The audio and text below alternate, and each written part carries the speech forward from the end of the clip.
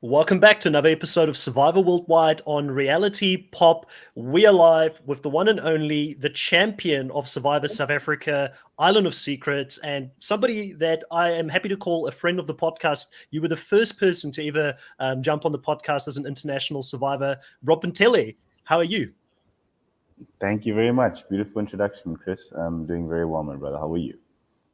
Doing extremely well. Now, I am very interested to know a little bit. Last time we spoke on this show, we asked you the question about the challenge. And, we said it'd be great to see you on a show like the challenge. We're aware that there are some people currently shooting it or may have just returned back from shooting it out there. Were you someone that, was out there? Where were you the last couple of months? I haven't spoken to you in a while. Has anything changed the last couple of months? Look, I'm sure you're well aware that if I was on the show or casted to be on the show, it's definitely something I cannot confirm or deny. So yes, I kind of have to leave it at that. But I can say that I did suffer an injury in April, serious concussion. Still have a proper scar with it on my head. So if I was going to be doing anything of such nature, I definitely would have to then put that on pause. But as I say, this is all hypothetical. No, 100%. And listen, I'm still going to keep hope out there that you actually did go and play the game, and I'm hoping that injury didn't happen on set. We'd love to see you go out there as a person that would represent the South African franchise on the challenge, and also the person who's also got the record for the most individual immunities ever won in a South African season. I think you're someone that could go out there and do really well on a show like that. Now, I also want to go over to my co-host, Riley. Riley, it's been, I feel like 3 or 4 days since we last spoke about Australian Survivor. How have you been since then? Yeah, it's been a long couple of days without any Survivor on our without discussing any Survivor. Yeah, I've been doing well. Obviously, still recovering from last week's Australian Survivor episode. Some massive blindsides there. And again, another great episode of Survivor South Africa Immunity Island. It just keeps delivering week after week after week. And another massive episode. Lots of strategy in here to discuss today. Yeah, I'm extremely excited to talk about it. Rob, what have you sort of been thinking about the season as a whole? I know that you were lucky enough to be a guest on Shannon's podcast earlier in the season, but I believe that was the premiere episode, so you would have seen quite a lot since then. How do you feel about the season so far as a whole? I must just say that I'm extremely proud to be associated with such a brand of Survivor. What South Africa's pulled off this time around is no joke. I mean, considering that we shot in South Africa, we weren't on a tropical location or anything. We were at the Wild Coast, but I must say they casted a wild cast at the Wild Coast, and it is incredible what these people are doing. For us in South Africa, we're still fairly young to the Survivor, Survivor itself. So people tend to go into the game with a bit of reservations. They're afraid to do big blindsides or to be perceived as a snake or whatever it may be. However, I think we finally overcome that hurdle. These castaways are insane, and I'm very proud of it. It's a phenomenal season, I must say. Yeah, and I'm really interested, sort of, you were someone that used the Island of Secrets to your advantage quite well when you were playing out there. Having the immunity island out there, how do you think that changes the game up compared to the Island of Secrets? And do you think that the guys currently are using that twist to the best of their ability from what you've seen, as someone that was a bit of an innovator in your own season, using that twist of the Island of Secrets, telling, I believe, Mike Fenter, who's Riley's favorite player, international player of all time, funny enough, he loves Mike Fenter. Yeah. You coming back in there and sort of fooling him with that twist that you said you got there, that you could read votes or see votes when somebody votes against you. How do you think the immunity island sort of changed the game this season? And as a whole, do you think that the guys have been utilizing it to the best of their ability? Had you asked me that question 2 weeks ago, I might have said I'm not too sure. However, the merge episode showed clearly that Tyson really used the island beautifully. I mean, pulling out two advantages like that, an idol and saving the other guy, not even using them for himself. I think no one saw that coming. Yes, anyone could have had it, but not all players would have used it the way Tyson used it. He used it strategically. He used it the right way at the right time, because I always believe the merge vote, the first vote after merge, is where you draw Yeah. battle lines. It's where the battle line is drawn in the sand, and you need to find yourself on the right side of that vote, because it determines and dictates your game going forward all the way up to the end if you get that far. It is the most influential vote possible, and he used it at the right time to make sure that, you know, the power shifts in his favor. Had he not done that, that whole Chappie's side of the gang, because it was pretty much a 6-6 split almost, and then they would have been, I don't want to use the word, but we all know, they would have been in trouble had he not done that. So no, so far so good. Very impressed with how they're using the Immunity Island. Yeah, the guts of someone like Tyson to go there and not stay, and then go back, use his idol on Chappies, have himself be vulnerable at that first one where you know it's going to be very 50-50 on if he would stay or not, and also play his idol to Warda. To me, it was just insane to see, and we see that is going to continue to create an extremely strong bond here as well, Riley, because this episode, Warda is someone that is going to go to the Immunity Island, and again, she's going to choose not to stay. We didn't think we were going to see this very often. When Carla did it earlier in the season, we thought it might be not something that a lot of people would do, but Warda goes there, she comes back, and she provides Tyson with that safety when she comes back as well in this spot. What did you think of Warda's gameplay here, Riley? Yeah, well, it's great to see that the Vuna tribe are actually coming together as a unit and not playing individual games at the moment. They're just trying to play a tribal game together as an alliance, trying to get that majority before they then, start cutting each other's throats. So it's really great to see that people like Tyson, Wada, Chappies, and Nasu, they're all working together as a team for the moment, at least. And we did see some hints that perhaps Nasu is going to go away from that alliance very soon. But to see, Wada repay the favor to Tyson in this episode, just as Tyson did her in the last episode, it's really great to see that tribal cohesion between them as it's starting to, dismantle this Samba tribe, which have dominated the early parts of the game. So it's great to see Vuna really trying to regain that majority now. Yeah, 100%. Now, we've got Chris Dixon here in the chat who says hello to Richard Bay Rob. That's the nickname that he's giving you. And Chris Dixon is one of our fans from Western Australia. He's over in Perth.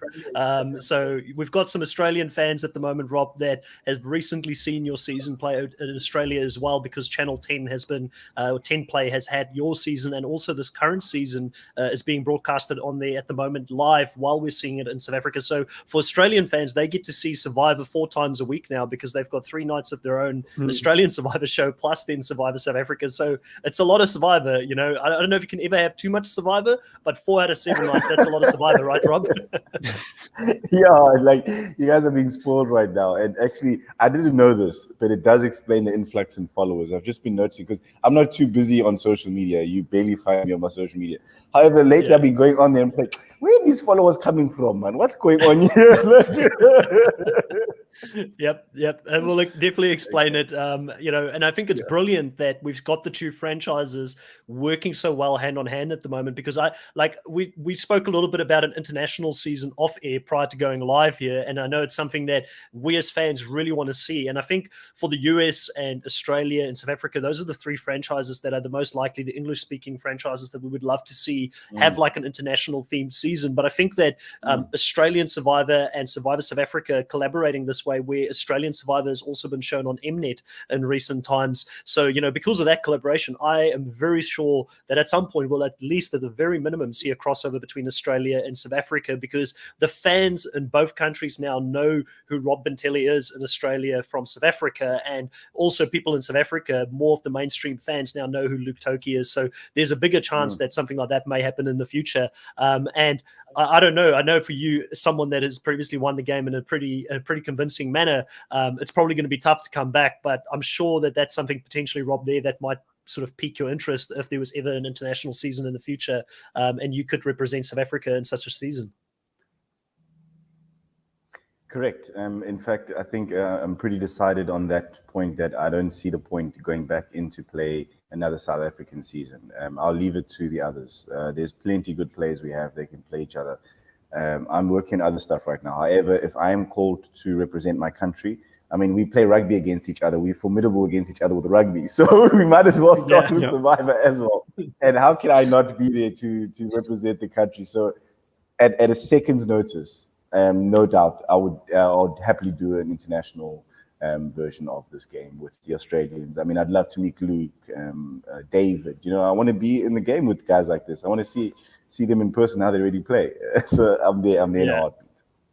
I think it would be a lot of fun, and it's something that a lot of fans would be very excited about in both countries. Now, in this specific episode, to get back to the episode, we see a little bit of the aftermath here with having someone like Marisha being voted out in that previous vote, and Nicole being pretty devastated. Rob, as someone that's been out there that have played the game with people, you lost a very close friend out there as well, and Nathan in the game. Can you talk a little bit about what that feeling is like when you've played the game out there in Survivor and you lose someone? How does that affect you and your mindset within the game? I believe it had a pretty big effect on you as well. And Nicole is someone that's in a similar type of situation here, losing a pretty close friend in the game.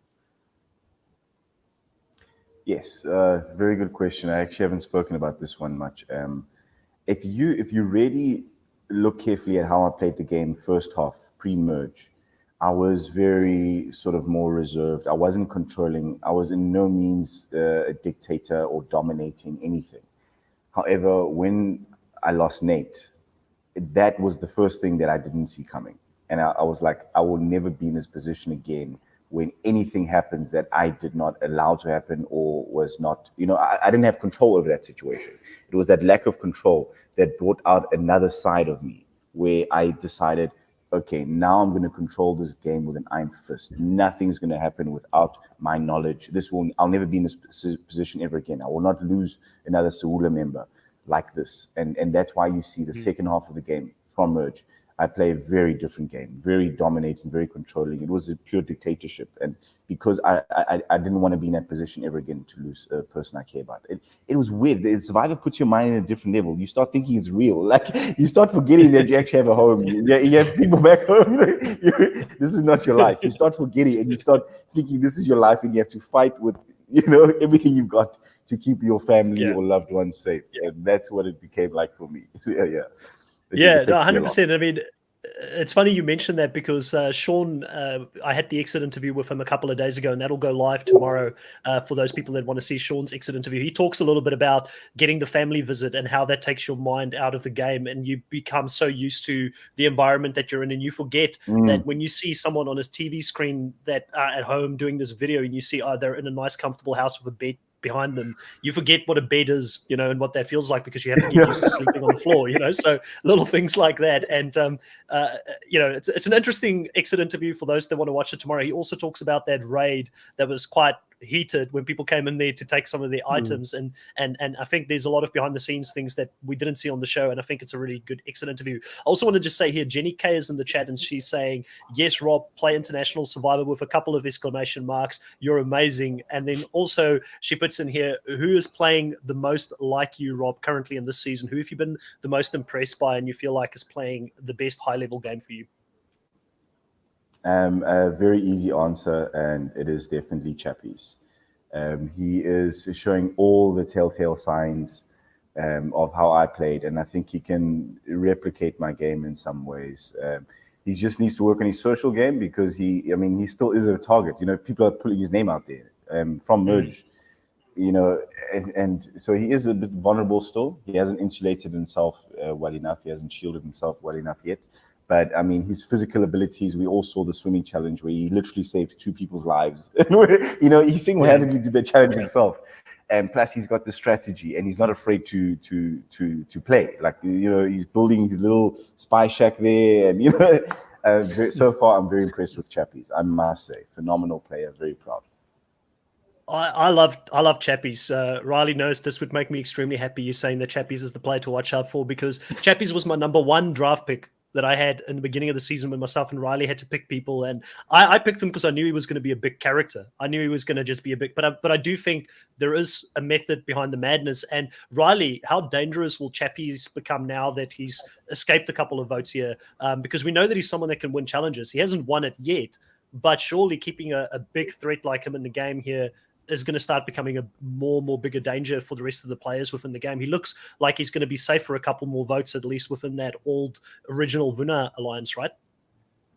Yeah, well, so long as they either favour swimming or raw strength and not memory or hanging onto a pole, I'm sure he'll do very well in these individual immunity challenges, and maybe even challenge you, Rob, for the for the challenge amount of wins he wins there. But Chappies is really well positioned at the moment, and I think what we saw some seeds there with the Nesu saying that she plans on eventually going against the old Vuna tribe and bringing in Santini and Chappies back over to her side, as well as a couple of members from the Zamba tribe as well. So I think he's actually going to, in the next couple of episodes, maybe even take some of that power off of Tyson and potentially play a much bigger role in the game. So I'm really liking what Chappies is starting to build here. With his Spy Shack, it's such great television. Always great to see him running around like an absolute lunatic as well. And hopefully, if he can actually, if there is a method behind the madness and he has, some thought behind being so crazy in the game, we'll hopefully see that pay off in the end. Yeah, I think for me, Rob, like when I look at Chappies at the moment, I think that he's got one of the most difficult roads to the end because he's someone that everybody knows he's a threat. They're already picked up on that very early on. He doesn't have an idol like you had. He doesn't have. There's a Nicole in the game, but it's not his Nicole. And he also doesn't have another person there and like a Steffi or the Amigos alliance around him that's going to keep him safe. He's got a Santoni though, and Santoni so far has remained in the game for very long, jumping in between alliances. So hopefully that will help him. And there's a relationship between him and Nesu that I found very interesting that I feel like on the edit we don't see a lot, but I've noticed the Nesu in the preseason part, she always checked in with Chappies. Like even when she went over for the raid, she said to Paul when they were leaving, Paul, make sure to let Chappies know I'm still with him. And we also saw the relationship with Anesu and Chappies very early on in the season. I feel like, and I could be reading too much into the edit, I feel like there's a reason we saw that. So I feel like Chappies' way forward in the game is he's going to have to rely on Anesu and Santoni. And we also see in this episode that Anesu is starting to become a little bit wary of her alliance with Tyson because Tyson is someone that is not giving Anesu a lot of warmth and letting her feel like she's still in that alliance. And Chris Dixon here in the chat says that Tyson also reminds him a lot of you, Rob. But I think that that's something you wouldn't have done. I feel like you were very good at making sure people felt safe with you. And Tyson here is letting the ball slip a little bit with Anesu. Would you say that my observations here is quite accurate in regards to who the key players will be long term? Because I feel like Anesu is someone potentially. I actually had her as my preseason winner pick, and I still feel pretty confident that she's up there. I think she's a very good player. She just needs to make sure she gets the right alliance members around her moving forward. Yes, most definitely. There's definitely something brewing with Chappies and Anesu. I think those two are going to walk a beautiful journey together. It's something about it. It would just work so well if it pulls it off. And Tyson is not nurturing his relationship with Anesu properly. Something Chappies said to, I think it was Rainier.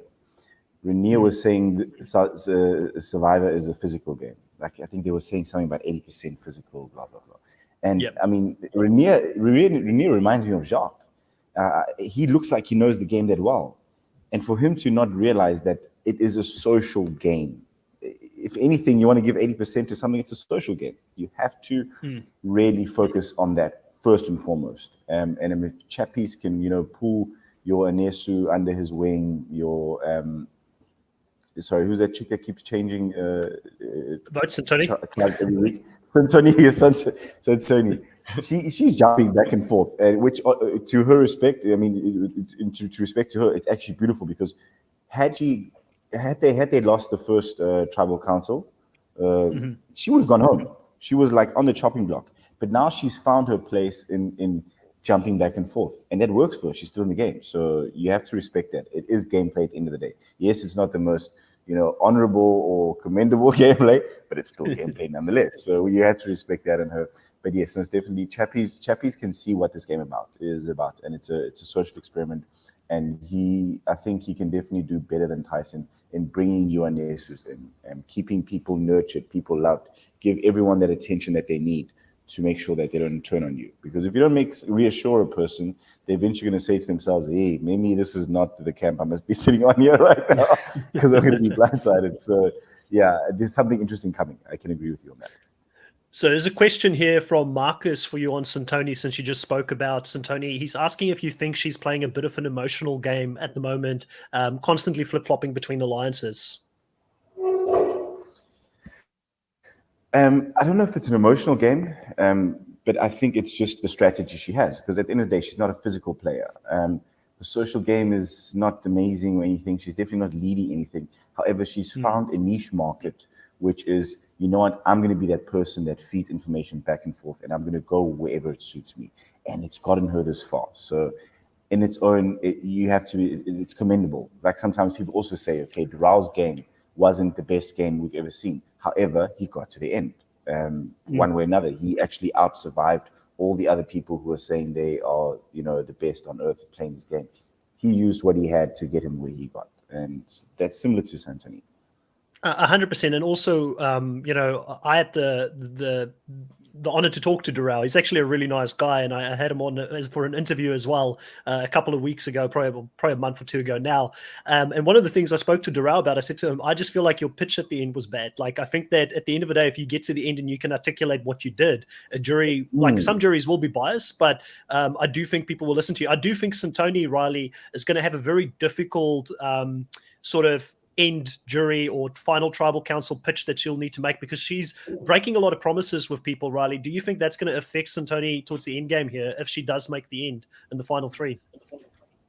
Yeah, I do liken her a little bit to a Sandra type figure from obviously US Survivor, Pearl Islands and Heroes vs. Villains. But I think the thing that is letting Santoni down a little bit is she doesn't really have that basis of a strong social relationship with anyone. It seems like all her relationships are more so out of convenience than actually out of being created and having that bond there.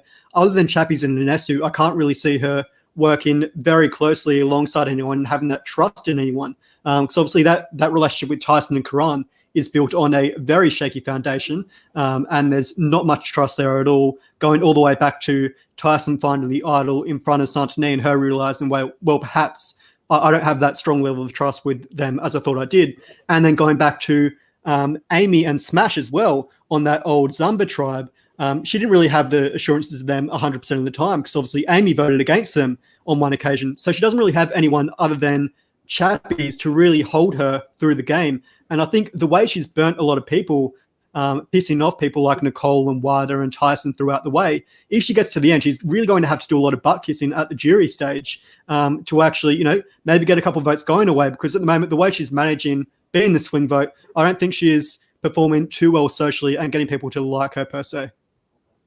Yeah, and I think that's probably one of the things that for me will be interesting. We've spoken quite a bit of Chappies, and funny enough, Chappies didn't have a really big episode. We didn't see a lot from Chappies this episode. He only had a few confessionals here and there, but I actually like that for Chappies because he had such a massive episode in the merge, him running around looking for the idol and people knowing that he's doing it, climbing in underneath the shelter. Great TV, but everybody saw it, right? And it puts him in such a hot spot. The fact that he actually had a quieter episode gives me confidence that he's probably going to last a little bit longer. If he continued to have that crash and burn kind of edit this episode, I would have been more worried for him.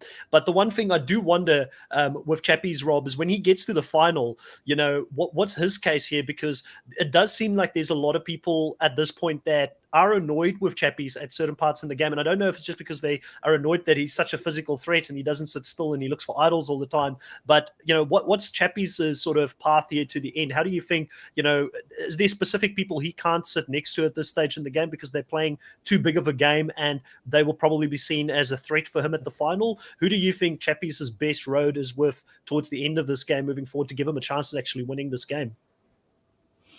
Very good question. And so look, when you get to the end, and I wish I knew this back then, because I'm guilty of making the same mistake. You need to simply own your game. So for example, if Santoni gets to the end and she's sitting there, she needs to say, guys, this is all I had. I'm not Chappies. I haven't got these physical abilities. I'm, socially, I'm not a Nesu, for example. But look at where I'm sitting. I survived. That's what it's about. It's about getting here. How I did it, yes, we do it in different ways. But at the end of the day, I got here. You as strong as you are, you're sitting on the jury. We don't say it as ugly as that, you know what I'm saying? But you need to really just own your game. I kind of made that mistake. I didn't. I was still a bit ashamed to really reveal the cards, everything that I did. Eventually I started opening up a bit, but I was there and I was trying to just be nice. So one must just own their game. Chappies is clearly shown that just even the way explains merge is like, oh, they made the mistake of allowing me into merge. Now the gates are open. It's going to be a feeding frenzy of some sort or whatever.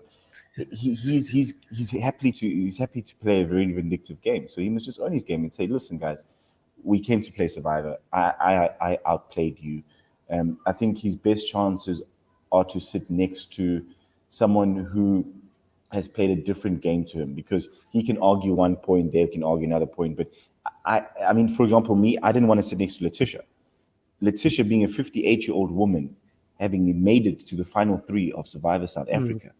That is a compelling argument on its own. Yes, fine. She didn't physically do much. We were there supporting, helping her. I mean, but the fact that she made it this far, that is a resume on its own. Yeah. So that's what I'm saying. It's just how you see it, and how you see it. You need to put it in the jury's eyes to see it the same way as you. And if you can get that across properly, I think anyone stands a chance of winning this game. Yeah, 100%. So I just want to acknowledge some of the chats here. So Brian has said, Brianification. I don't know if I'm pronouncing that right, but in a very GameBot season, Sintonia is very refreshing. If she gets voted off this season, might be underwhelming. I'm a big Sintoni fan as well. I hope Sintoni and Chappies for me both are great TV, and I would be sad, I'll be honest, if any one of those two leave at this stage. There's also a question that's being asked here in regards to Kiran, and I think Kiran is one of your favorite players. I think Riley, he might be your favorite player at this point still left in the game. You've given him the player of the week quite a lot of times. Kiran, how do you think he's doing for you in the game at the moment, Riley? And you sort of started to get a bit worried because he's winning a lot of immunities early on here in the season at this point, which might put a bit of a target on him, right? It'd be nice if we can carry that all the way through to the final immunity challenge, but I don't think that's going to happen. I mean, we've never seen it happen in Survivor before, as close as you got, Rob, there. But I do worry for Kieran a little bit, mainly with his association with Tyson. If there starts to go a little bit of push against Tyson for playing such a dominant game, and they start to catch him out as being the dominant player in the season, and Kieran being his right-hand man, say Tyson wins immunity and they start to recognize that should be gunning for him, Kieran being his right-hand man, it could be a reason to cut him off at the legs. I still think Kieran is probably sitting behind Tyson and maybe playing a little bit of a meat shield game there. And he obviously has that relationship with Inesu, which could bode well for him. But I think Inesu does kind of want to cut that tie because she recognizes that Tyson and Kieran are such a massive threat. I think if Tyson continues the game he's playing, he's probably got the most upside out of the two of them. So I think Tyson is certainly playing the more dominant strategic game, and Kieran is really sitting back as number 2 as much as he's winning challenges. So for Kieran to actually get deep into the game, I think, he's got to keep winning challenges, unfortunately for him, and perhaps try and sever that tie with Tyson a little bit and drift away from him so as not to put as much of a target on himself, and maybe work a little bit more on that relationship with Inesu and Wada, and move away from Tyson, who's really going to be putting a big target on his back if he keeps finding those idols and playing them. I personally, I think it's good advice in regards to Tyson, because I think Tyson is playing the winner's game at this point. I honestly think that if Tyson makes the end, he's probably winning because he's played 2 idols correctly. Yeah. He's nullified, I think he's nearly nullified as many votes in one season as Kelly Wentworth did in her season, who's the record holder of any season when it comes to nullifying votes. So he's got a massive target on his back as someone that's played those idols correctly. And also he's just been the person who's always known where the votes is going to go. So I can understand why Chris earlier said he felt like Tyson reminds him of Rob, and I can see some of those similarities, but I also think there's certain things that he's lacking, like for instance not making Inesu feel good with herself at this point. I think there is certain social cues he's missing, and I think that Tyson's real weakness for me is he's got a very sort of calm demeanor about him, which is great for when he needs to play these big moves, but I feel like his face is very hard to read. You don't get a lot of emotion from his face telling you he's agreeing with you or disagreeing with you, so I feel like people don't know where they stand with him because he's difficult to read. So if you're against them, that could be a good thing, but if you're an ally, you need to make somebody feel really good with you, that you're going to work with them long term in the game. So I think that Tyson I'm thinking he's the person that the editor's telling us potentially could win this game, but I'm hoping that it's not that plain forward and we see something happen here with a Chappies and a Santoni and Nesu. I think the signs are there with Nesu sort of seeing that they need to do something somewhere down the line, talking to Amy and her alliance saying that she's happy to work with them. I think the signs are there that something might change up in the next couple of episodes. I also wanted to talk about the reward challenge here. They go to get the pizzas and Santoni tells everybody about, to look for idols and look around. And you see that Tyson is very annoyed with her at this point because, we've given her a lot of credit here, Rob, but, secrets, is a very powerful commodity when it comes to Survivor, and, information is a currency. How frustrating would it have been for you? And were you ever playing with someone out on the island that sort of struggled to keep information to themselves? And how frustrating can it be when you're in a situation where one of your closest members are just giving away a lot of currency consistently for free? No, I never actually personally came across that problem.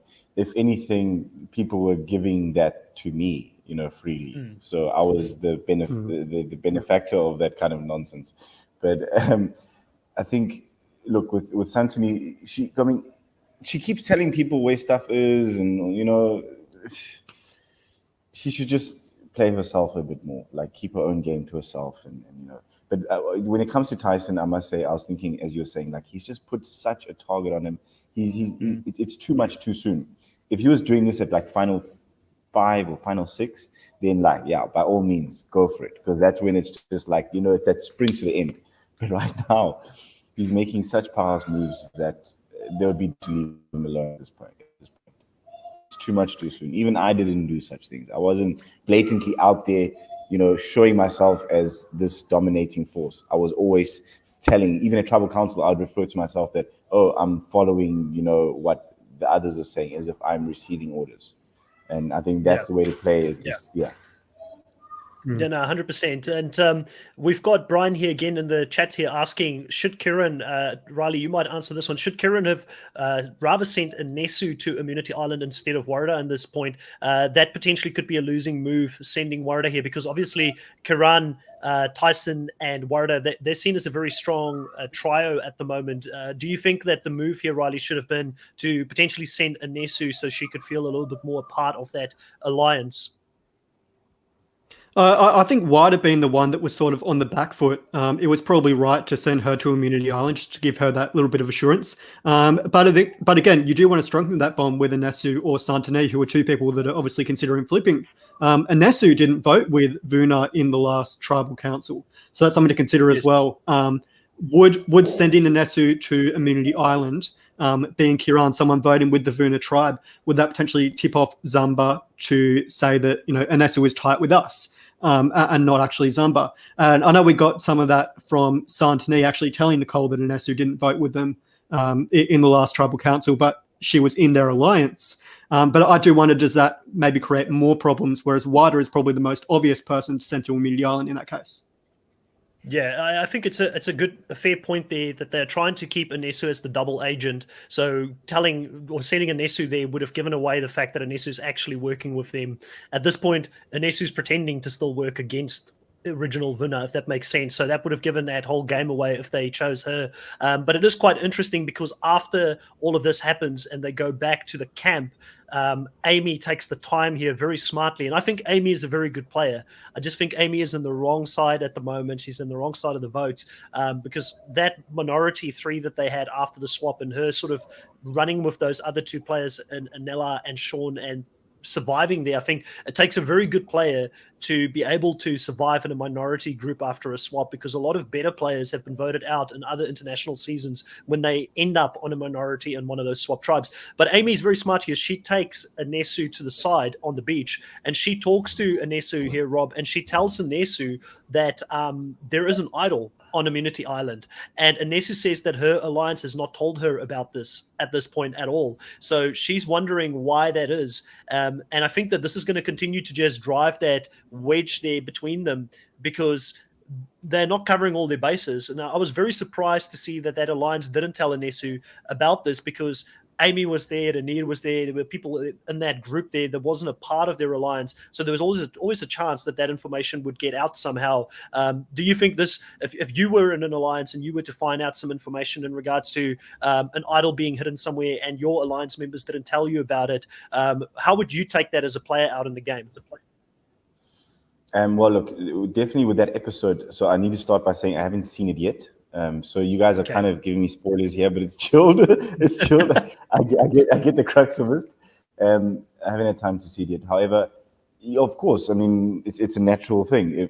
If your own alliance doesn't tell you something and you find out, you realize that you're at the bottom of that alliance. You realize that you're just another number, and you'll be the first to go. As soon as they get rid of their enemies or that other side is so, dismantled, then they'll start looking within and they'll take you out. So that's a very good telltale sign that you are in trouble and you need to replan your entire game at this point.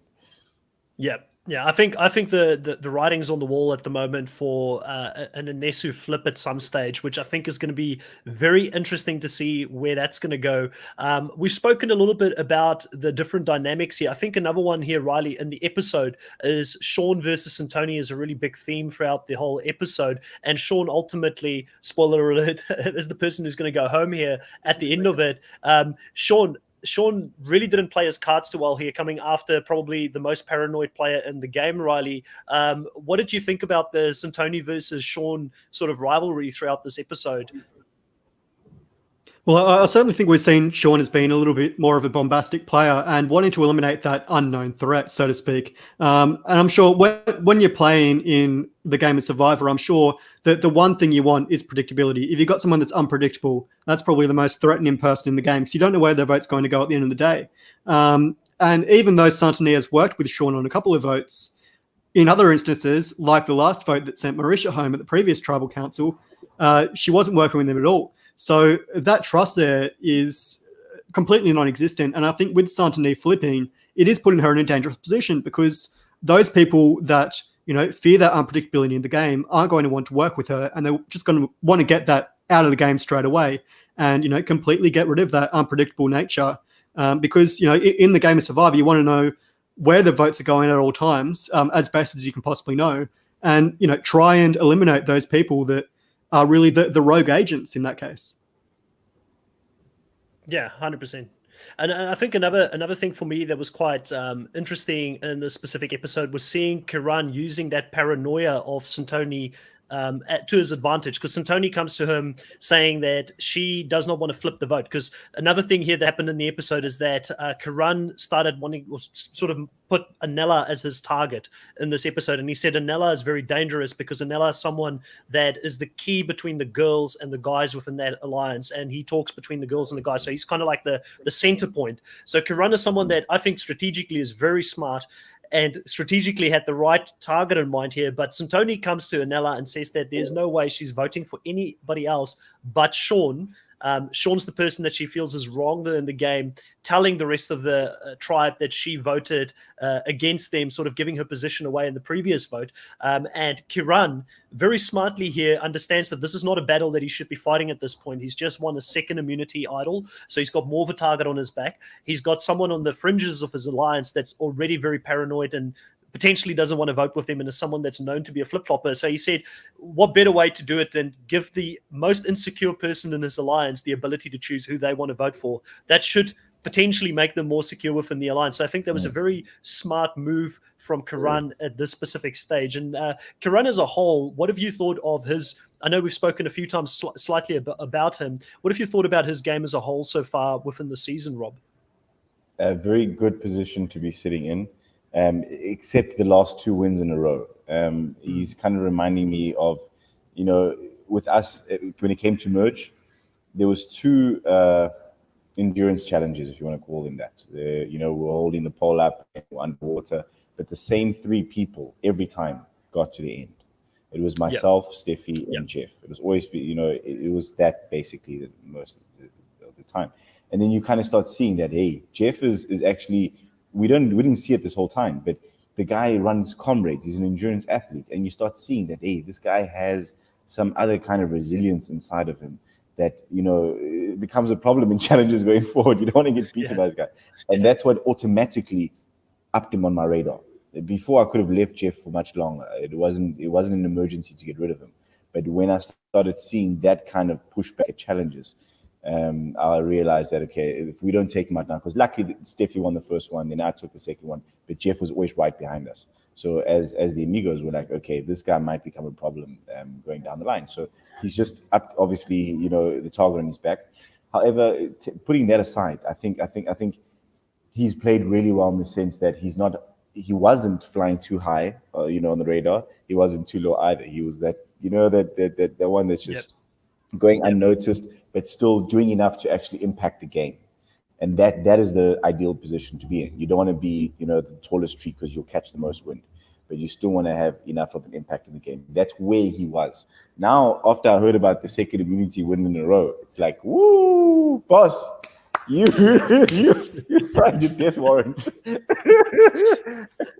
Yeah, it was real funny because it was basically a replay of the previous one where it was between Anesu and Kiran again at the end there. So they were the two people that again dominated this challenge as well. So it's quite interesting to see both people do really well. And someone like Chappies, who you thought coming into this merge would just win a lot of the physical challenges, he hasn't done it as of yet. But I do think that this is good for Chappies. If he won a couple in the beginning, it would have just put an even bigger target on his head. And I think people might underestimate him, and he might go on a run towards the end, similar to like what you did towards the end of the game. If you win a couple of immunities in a row, it gets very hard to get rid of someone like that in the game. Another thing that I wanted to talk about, Riley, is Ranir's decision here, or question that he asks the whole tribe. He gets the hidden immunity idol, or not the idol, the clue to it, and he asks the group of people. There's 5 people sitting there on the reward. They all shared the information on the clue together, even though there were different alliances there. But he's quite cheeky, and he asks that, can I ask that I be sent to Immunity Island to go get this? What did you think of this cheeky question there, with the different alliances sitting there together? I don't think it's a cheeky question at all. I mean, he found the idol clue. He might as well ask if he can be sent to Immunity Island so that he can find it. I mean, certainly in that situation, it was always going to be awkward because whoever ends up winning immunity is going to be the one that's going to send a member from their alliance. So really, I think what happened with Santini actually telling everyone about the idol and being so public about it, it sort of actually worked out in their favor in the end, because obviously after Karam won an immunity, everyone knew that there was an immunity idol out there. By Tyson then playing that idol, it now assures everyone that we know where the idol is, and it actually benefits Santini's alliance at the end of the day. So look, I don't blame Renier for asking the question at all. I mean, he might as well be cheeky, and I think a lot of the time in his game, we've sort of seen him feign ignorance for actually how strategic the game is. We've seen him downplay his level of fandom, whereas last season with Jark, we saw him as being someone that was a huge threat because he knew so much about the game. I think Renier sort of recognized that and minimized his threat level by sort of downplaying his intelligence of the actual game of Survivor, and pretending not to be someone that is as familiar with the show, which is what we saw earlier in the season when he was speaking to Chappies about saying, the game's mostly physical, isn't it? You just got to win the challenges and then you win the $1 million prize. And by Chappies telling him that it's a social game, I think it puts in Chappies' head that perhaps Renier isn't someone that knows the game as well as I do, and I can maybe control him, which I think is a good position for Renier to be in, given he's been such an under-the-radar player that's sort of maintaining this Zambra alliance without anyone actually realizing it at this point. Yeah, 100%. Chris Dixon actually here spoke about the conversation between Chappies and also Renier earlier in the season, where he said that he pretended to be dumb when he spoke to Chappies in that conversation. And we know that because he is a fan of the show. He knows that the social game is really important, but he pretended with Chappies that, that he thought the physical game was more important. So I think he tried to sort of play Chappies a little bit in that specific situation. But I also think that Chappies is a smart enough player now that he knows that Renier was coming for him at the merge. He's not going to go back to Renier very easily here because, burn him once. He's not going to go back there. Tyson and them haven't actually tried to vote Chappies out yet. And also it's very hard to go against the person who saved you with their idol at the merge. To immediately go and vote against them in the next episode or two, I think is a very difficult thing to do. It takes a certain cold-hearted person to be able to do that. And who knows, Chappies might still be able to do that, and it could be quite legendary. But I think that at this point, he is sitting pretty comfortable where he is at the moment. Also, another thing I wanted to sort of touch on here is that I guess sort of towards the end here, when they go to tribal council, we know it's a foregone conclusion that they're going to go for Sean, and the votes are pretty straightforward from here. But I was more interested at the end of this when they spoke about the twist that's going to come in next episode. It seems to be a very interesting twist. And Rob, I know you wouldn't have seen this yet.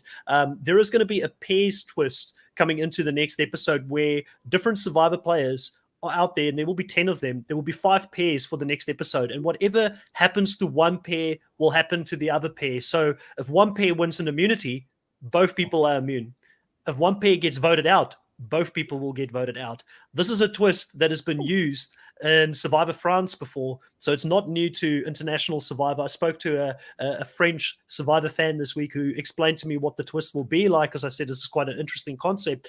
So can you imagine being out there and you are paired with Jacques, for instance, at that point when everybody was coming for him? It could really throw alliances out of the window in this next episode if different alliance members end up together. What do you think of that twist as a whole, and how much do you think this is going to mix the game up? I love it. I mean, it's like having a monkey on your back and you can't shake the thing. You like, you know that you don't want to have it on you. This person is a target, but now their target is now your target. So you have to get out there and fight for this person. Fantastic, because it really, depending on how the things go with it, obviously how they paired and who they end up with, it could really hurt things going forward, because you could find that the person you want to take out is linked to like a core member of your own alliance. So then you realize, okay, we can't touch this person. So it'll be interesting to see how it plays out. It's phenomenal. And I love these twists and turns. It just, throws some spanners in the works, and then you get some phenomenal survivors. So it should be interesting to see. Can't wait. Yeah, you guys had your own twist with 4 people being immune at one stage, which meant that Sipe, I believe, went home, and that specific vote that maybe Sipe would never have been the target if 4 people weren't immune. So I love that Survivor South Africa is not afraid to try different things, and I'm quite interested to see how this twist is going to turn out. Are you high on this twist, Riley, with having pairs come in, or are you in the camp? Because there's also the case that maybe you get someone voted out with 0 votes here, but you just so happen to be paired with the wrong person at the wrong time. What do you think of this twist, Riley, coming in as a fan? Yeah, it's going to be really interesting to see how it actually plays out. And I think Santini will be very glad that Sean's gone home now, because I don't think Santini and Sean will be wanting to work together at this next phase of the game. But it is going to be really interesting to see, what sort of happens if, say, someone like Tyson gets in the same pair as maybe an Amy, someone he hasn't worked with before. How's that going to sort of work out? What if the old Vuna members and that alliance are all paired with a member from the other alliance? What's going to happen in that instance? Because you've got to weigh up if the twist is that the pair votes together for another pair to be voted out, and say you're Renier and Tyson in a pair, and one of the others is, say, an Amy and a Chappies. Do you want to vote for them if you know that one of your alliance members is going to go home just to get rid of a massive threat from the other alliance? So how do you sort of balance that out? It's going to be interesting to see who's paired up and what dynamics come into play here. And I think this season has been so great. The innovation of Immunity Island to bring in all these different twists and turns, it's really added a lot of unpredictability to the season. We've had a lot of blindsides so far, and it's really amplified the level of the game, which I've loved seeing. That it almost seems like everyone is playing on the same level as you said last season, Rob, and they're really playing to this, this super high level where they're all playing this very strategic game. So it's going to be interesting to see where the votes go in this next episode with the partners twist. We all know the partnership we want to see is Warda and Smash together. That's the partnership we all want to see because we know they love each other, because of all those early preseason tribal councils with Warda coming after Anella. I think that would be a really fun duo to see play together. But I'm hoping that it mixes the game up a little bit. And I think it's a great way to break a majority alliance, because sometimes we see one alliance get the majority after the merge. It's not great for the players because obviously as a player, you want to have as much control in the game as possible and run your alliance to the end and then win the game, kind of like what you were able to do, Rob. But I think as a viewer, it could be quite exciting when a twist like this comes in, and someone that's right at the top of the game at the moment, like Tyson, who's kind of seen as the person with Kiran, who's really running this game. Both of their games could be a jeopardy in the next round if they end up with the wrong people or the wrong combinations are together. So I'm really excited to see sort of how that's going to play out. We also have Brian here in the chat asking if now is too early in the game to already create your Survivor resume. For me personally, I think you should be creating your Survivor resume throughout the whole season. But I think that what Rob was saying earlier is you've got to be subtle about it. You need to mentally take note of the things that you are doing. Don't talk about it in camp like, oh, I was the person who did this and this, and create that target around your back. But I think you need to build a case throughout your whole season. I do think after the jury, sort of after the merge, your resume becomes even more important because people have got a short memory and they might not remember what you did on day 2, but they're definitely going to remember what you did after the merge. But I feel like it's something that you need to work on throughout the whole season as a whole. As someone that did have a pretty good resume there at the end and that ultimately won the game, Rob, do you agree with that, or do you think that your resume is something that you should be looking at building a little bit later in the game? No, it definitely does start from day one. However, it's like a marathon, not a sprint. If you come in too hard too soon, it can turn around and bite you. Then you won't even be sitting at the final 3. That's the one thing that I haven't seen David's last season where he won, but I love the one that he played with Lou. This guy came in this game and was doing things that I didn't think was humanly possible. I was like, wow, and he was getting away with it. Okay, and it was phenomenal for TV. However, there's something that I call social capital, something that, like for example, when Jacques plays his idol very early in the game, he lost social capital, and you can very quickly start burning that off. Burning it off every time you go and play idol or you make a big move. People are now starting to see you as, hey, this one here, untrustworthy, this was doing. So you can't do that too soon in the game. However, towards the end, the final sprint, that's where you just like in a marathon, you pull out all the stops and you just keep going. Now it's just, win every challenge you can, make a big move every time you can. That's how I at least think that it works best, because you don't reveal your cards too soon in the game, and then you save it for the end, and then you just bolt to the end. How they actually let David win the next season after we saw him doing all the stuff he did the season before that is beyond me. It is beyond me. Phenomenal. I really respect the player. One of the best I've ever seen. We'll talk after the live show, and we'll talk about getting you to watch the All-Star season so you can see for yourself how he did it. He was quite smart in that season because he started very, very much like he almost played at the end of the season he just played before that. But then he sort of went undercover for a while still playing a big game to let the threat level kind of go away, and then he sort of upped the game towards the end again. So he had like a strong start, dipped a little bit on his threat, and then picked it up again in the end. And I think people just, again, it's similar like with Chappies, people just forgot about him for a little bit, and that's why Chappies is still dangerous in the game, because if you forget about a physical threat in the game and you leave them in the game for too long, then it can be very, very dangerous for you. Chris Dixon also has a question here for you, which I think is going to be a difficult question for you to answer since you didn't play with Paul Capito on the chat. But he's asking, of the two Pauls, so Paul that you played with, Paul Smulders, and Paul Capito, who do you think played the better game? I think they were pretty close. Both early evicted. Paul Smulders might have been evicted just a little bit before Paul Capito. But I don't think Paul Smulders would have been someone that would have ate all the food and not share it in camp. I think Paul Smulders, he would have been a little bit more smart when it comes to that. Yeah, what I can definitely say about Paul Smulders, he's become a personal friend of mine. We see each other often, we talk often. I know that he was going in there with the intent. He was going to play a very villainless game. He was going to be the villain. If you see his entry video, everything, he was out there for blood. I think his initial intent, they casted him to be one of the potential real villains that can just chop and change, blindside, lie, left, and he was willing to do that. He was ready to do it. He was there to play survivor. However, when he initially got in the game, you want to try and make everyone warm and just get used to the water before you dive in. Dip your toe. And that's the thing. He was too soft off the gas, and we didn't give him time to warm up in the game. I always say it. Sometimes people, like for example, CPay in our season, we were going to vote out first as well, not realizing that she was one of the best players ever when it came to social games. She was the mother bear, keeping everyone together. She was able to do really big moves, but she just needed that time to warm up. So did Paul, but unfortunately, we didn't give Paul that time. Had we given him that time, he could have done damage in the game. I really believe it.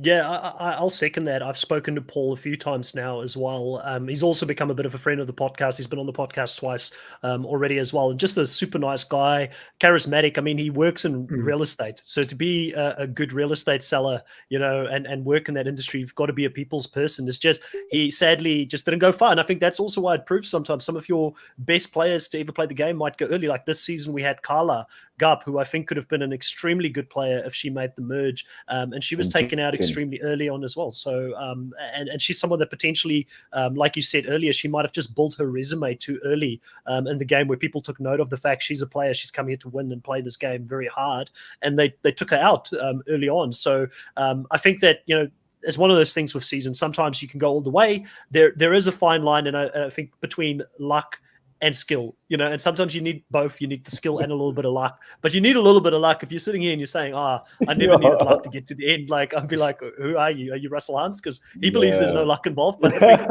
everybody else knows there is definitely luck involved when it comes to playing Survivor as well.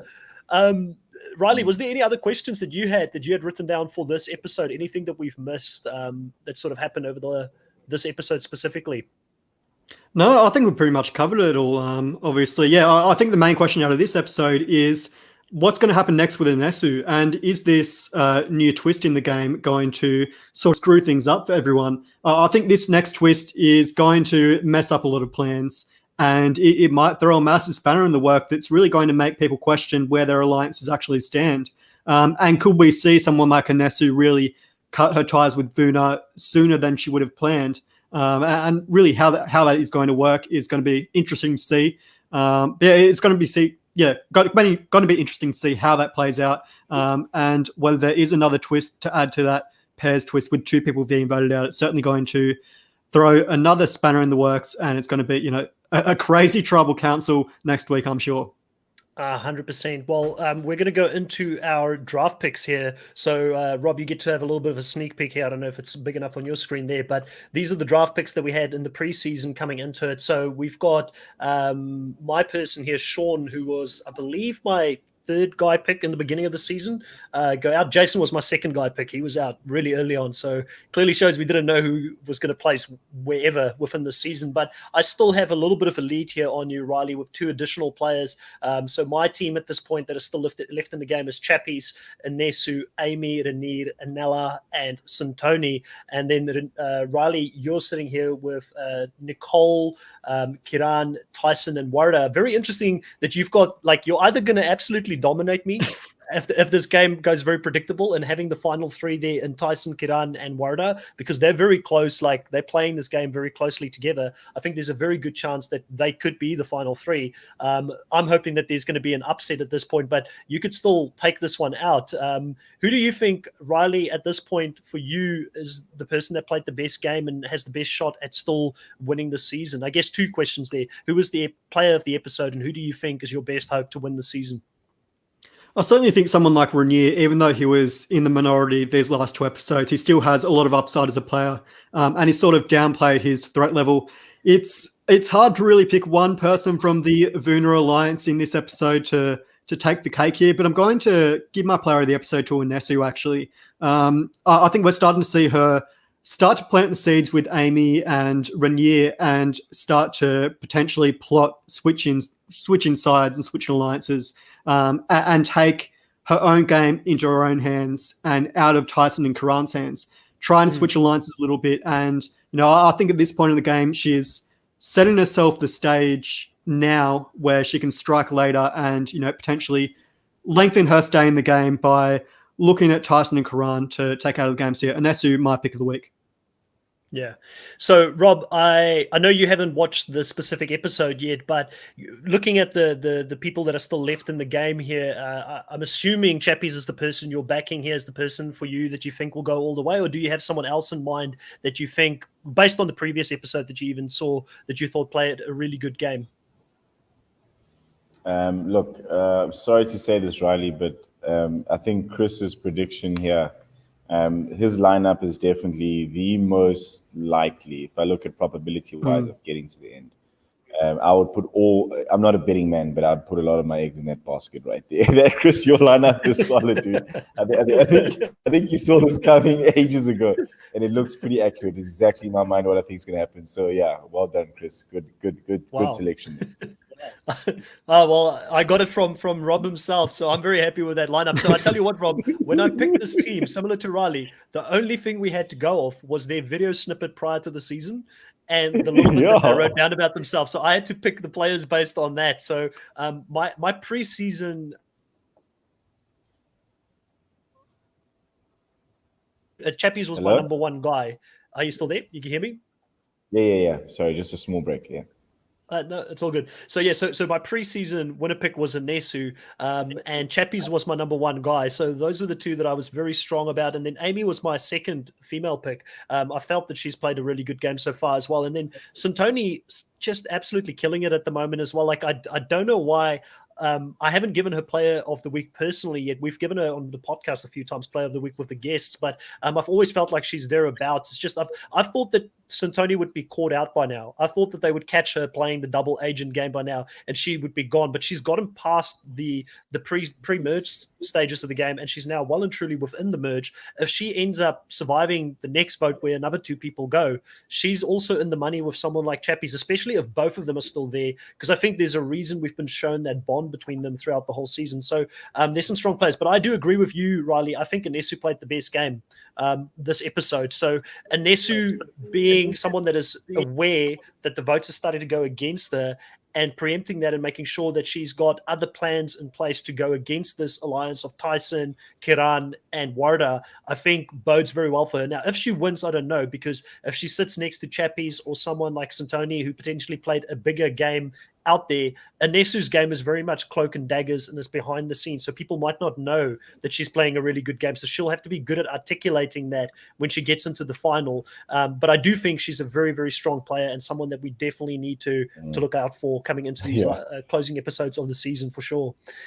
All right, so guys, that was it. It's a lot of fun to talk about this latest episode of Survivor South Africa Immunity Island.